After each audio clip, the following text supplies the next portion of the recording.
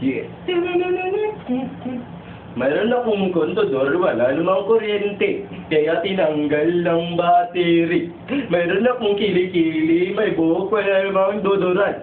Kaya amoy putok ang kilikili kong maasim, kaya tinawag akong DJ Bombay.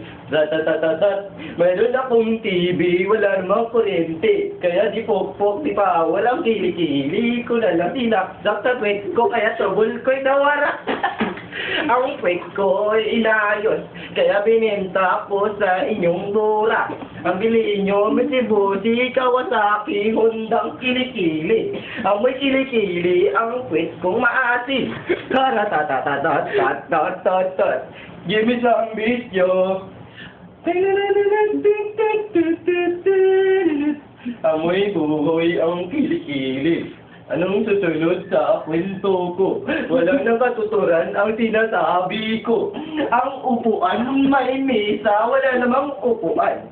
Yung pala itubol ng pwesto. Madala ako maisip rin eh. Nainis ako.